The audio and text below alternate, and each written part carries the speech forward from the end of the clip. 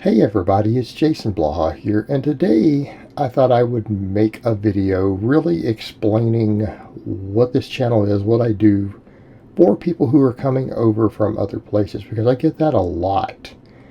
And I get a lot of people like if I make a video discussing whatever had happened with Athlean-X, right? And the fake weight fiasco of his fans will come over and they'll say, well, you look like this or you look like that. And it's like, well, that's not what sort of channel this is. It has nothing to do with the topic or the discussion. Right? This isn't a physique channel. I don't coach physique competitors. Okay, that's completely outside the context. And I guess my next question is, why are you then following a guy who says train like an athlete, who doesn't train like an athlete, if your goals are physique oriented?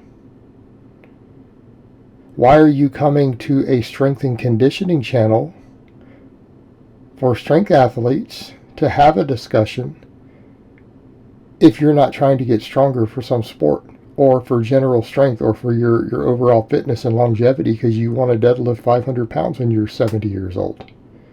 Because those are the only topics that I discuss. That's what I do. I want to remind those guys, you don't go to a baseball channel, right? Do you go to a baseball channel or a basketball channel just to tell them, hey, you don't look like Athlean-X? They're going to think that you're an idiot. And it's the exact same thing when you come here. And I've even had people say, well, this guy looks like he needs a personal trainer. I don't need it. Personal trainers are morons. I'm a strength coach. What good would a personal trainer do me? They're going to get my deadlift to 800 pounds? And I think that's a big deal with YouTube, and people forget that when they hop over from different areas, that there is a niche for pretty much anything that you're interested in YouTube. My niche is strength. Okay? It is strength. And then general athleticism and conditioning and being big and stuff after that. Because in order to maximize strength, you have to maximize muscle mass. You need to be bigger to be stronger after a certain threshold. And that's understood. That's understood in the sports science world. It's well documented in the literature. So yes, hypertrophy training becomes a critical component to what we do. It's an absolutely critical component because size does equal strength potential.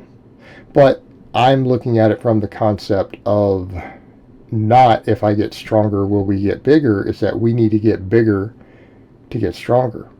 Whatever our weakest link is in the kinetic chain, we need to hypertrophy that, whether it's your traps or your hamstrings or your triceps or whatever it happens to be.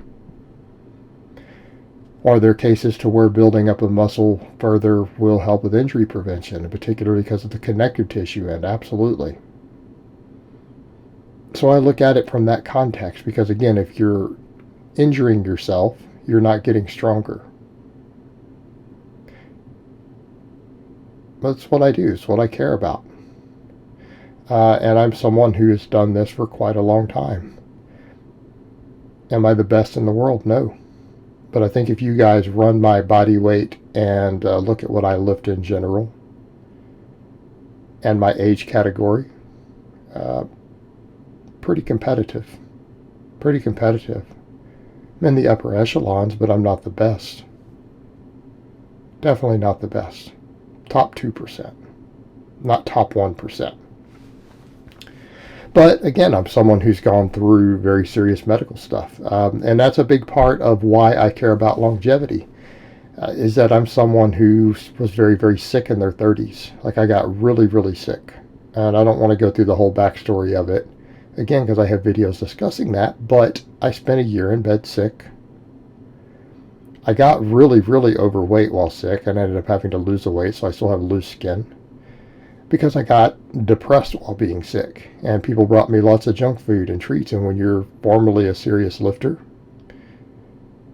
right, and you're now sedentary, and you're used to eating a lot of food, and people are bringing you junk food, and you are just laying around not moving, you tend to get really fat. It happens. It's life. So, yeah, I've got loose skin. Got loose skin, stretch marks, some scars, and that's okay. That's okay.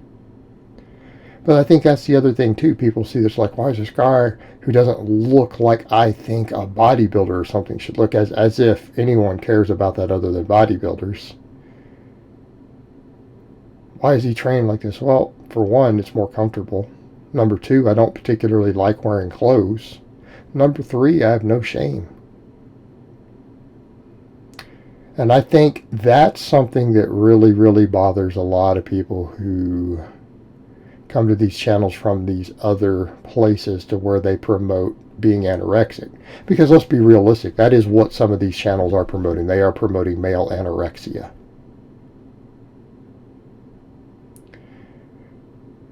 The idea to them that an athlete who isn't a physique athlete, who isn't ripped to the bone, who has some loose skin and stretch marks and doesn't tan and doesn't shave would actually have their shirt off, they don't know how to handle it. And I think I've noticed that a lot too.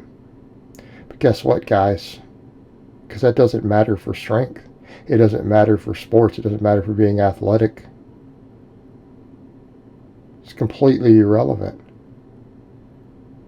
And there's a point where that's also what I promote. If we're going to be physically strong, we need to be mentally and emotionally strong. And that's another reason I do a lot of this stuff too. To teach guys that it's okay to be comfortable in your skin. Right? It's okay to be comfortable in your skin, because if you're not confident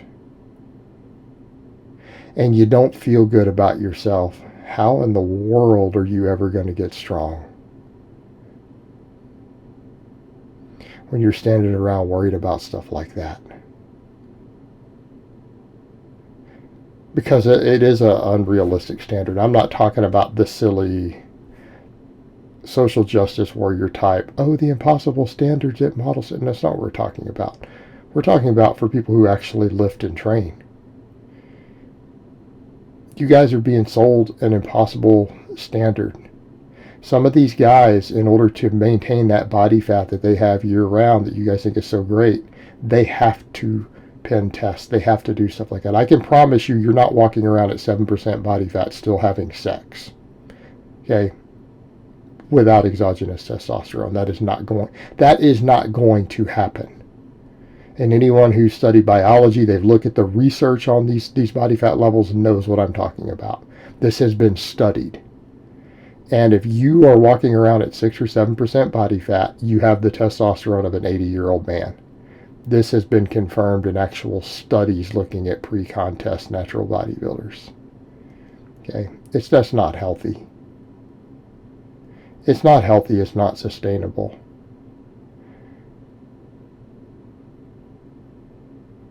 And so the point of a lot of this is to just show guys, look, it's fine, do what you want to do. I'm comfortable with it. I don't mind being shirtless and in my running shorts, because that's what they are. It's by men's running shorts. I'm fine with that. I can be like that every day. Can you be? And if you can't, maybe there's a bigger problem you need to address.